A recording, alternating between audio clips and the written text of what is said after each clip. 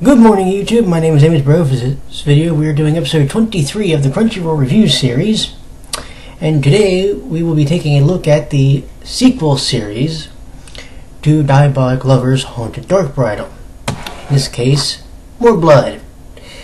Now, this one is going to be focusing on, I don't want to say exclusively, but they were like the main characters, the Mukami Brothers, which are the new characters that were introduced in the PSP and PS Vita games respectively. Well, we also have introduced in this series Shin and Carla Tsukunami. We also indirectly get to meet a character named Carl Hines, who is a big part of the series, especially if you've played the games. Carl is effectively the man behind, well, virtually all the families at this point. The Sakamakis, the Mukamis, and the Tsukunamis. Also one who we haven't met yet. Now, here's the big thing. The Sakamakis are actually purebloods. What's that mean? Well, that means they were already born vampires. They didn't have to be turned into them. The Mukamis actually aren't, as we find out in the series. They are actually people who were human that were turned into vampires. And in order to fulfill a mission for Carl Hines, they had to find someone that is believed to be Eve. Well, what they didn't know was not only were they going to be dealing with the Sakamaki brothers, they were going to be dealing with two other individuals who were going to become right pains in the ass. And that is where we're pretty much going to leave the plot. Let's talk about the actual characters, though.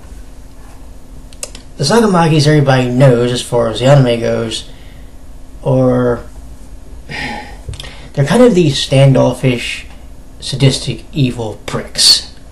Let's just be real. That is what they are in the anime universe. We know otherwise for the games. In the anime universe, however, when it comes to the Mukami house, things are a little bit different. Whereas with the Sakamakis, when they have a dinner, it's a monthly dinner party, and you could hear a pin drop when they have the dinner party. But when you see the way the Mukami family acts, it's so different.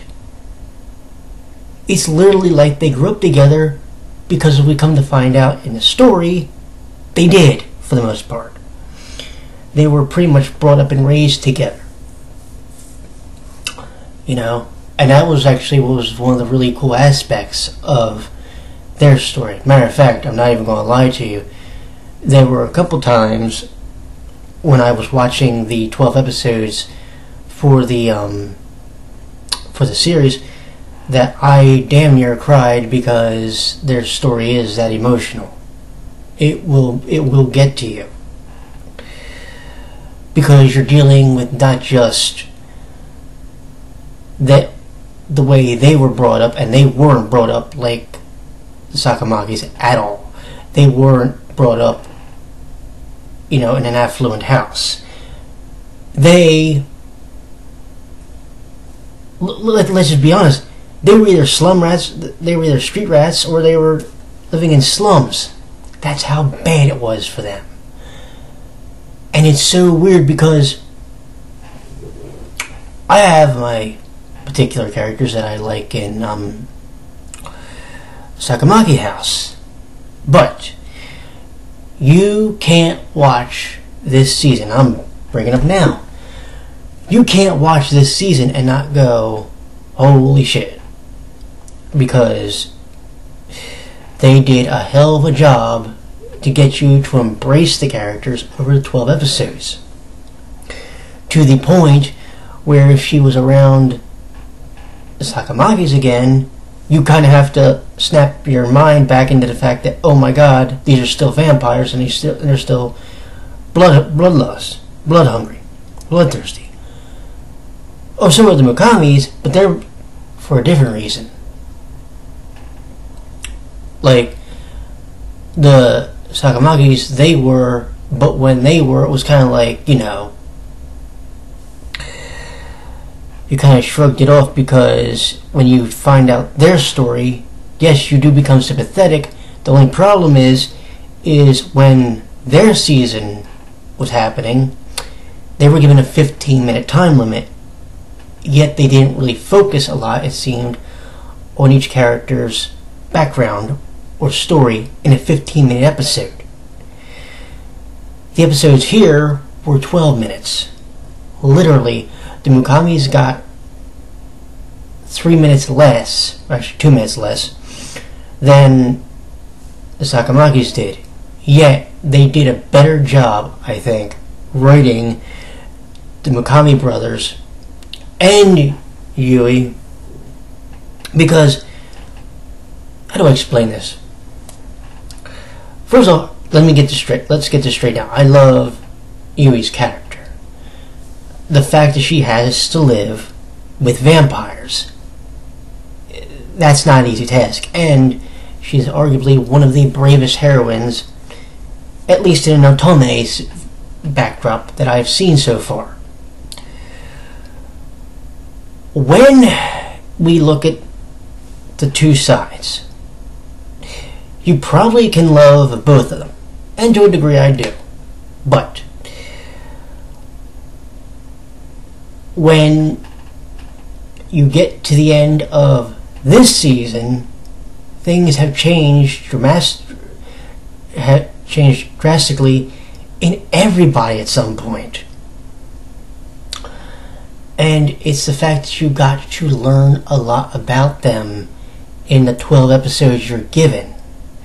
Plus, you know that they're building up to something big by the end of the season. Because at the very beginning of the season, we're introduced to Carla and Shin, Tsukunami. Well, you see them again towards the very tail end. What it's going to lead up to, who knows? I have a strange feeling if we get season 3, it's going to be strictly Dark Fate. That's my prediction. I don't think, if we get a Nova again, it may be something related to Vanded Carnival, but I think we're going to see a Dark Fate season because of the cliffhanger.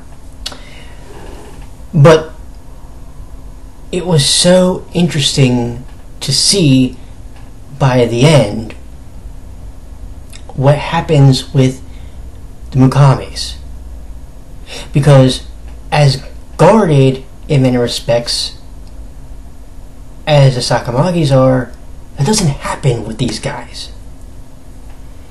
You know, they're a lot more open to who they are or were, and they're a lot more open to speaking about their past.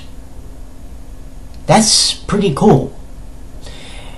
And it's something worth looking at if we get to, again, like I said, a third season with Dark Fate.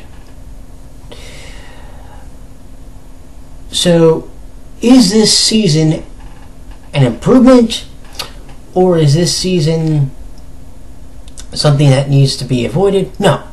Please go watch this. But do yourself a favor first. Go watch the Haunted Dark Bridal season, which is effectively just called Diabolik Lovers. Then watch the OVA for more blood. Then go watch this season. Because what you're going to end up with is you're going to learn about characters. There's only one caveat. There's one caveat that I must bring up. there's a bit of a disconnect, because in the More Blood OVA, Yui knows Ruki. She specifically calls him Ruki-kan. Now, unless I'm mistaken, that actually came out before the season. So, how she knew him then, but when you get to the actual season, she has to be reintroduced to them. That's a little iffy, a little dodgy. But what was actually really interesting also was they were setting up for a family clash, a culture clash. And that's literally what you have when you look at the four brothers. Because Ruki's probably the closest to being the more well-off. Okay? You got Aza, who's a bit of, well, let's just say he likes pain a lot. I believe that term is sadist, or it's either sadist or masochist. You have Yuma, who there's actually an interesting thing about him. But if you haven't seen season 1, my lips are sealed. I'm not going to tell you what it is, because season 1 actually connects a little bit to season 2 when it comes to those two. But we got Yuma. Like I said, we have Oz, and we have Ruki, and we have Ko. Ko's the idol. All of them come from different backgrounds, of course. But in some cases, they weren't all well off. And that's pretty interesting. I actually enjoyed seeing these guys and the way they started towards the end to connect to Yui's character. And it's so weird because you know in the long run the main characters are the Sakamakis. We get that. But the way they developed these characters, you could, in many respects, find a way to actually make the Mukamis more of the lead characters. And I have no issue with that, because I really thoroughly enjoyed them for 12 episodes. I almost wish their episodes were longer now that I think about it, looking as I'm reviewing this. So do yourself a favor. If you're going to watch this season, and I strongly suggest you do, go watch the first season so you get an idea who the Sakamakis are. Go watch the More Blood OVA, and then go watch this season. Granted, the episodes are shorter, but they do so much in the short amount of time. That's what's so amazing about it. If you don't watch this season, I think you're doing a bit of a disservice to yourself. But that's just me.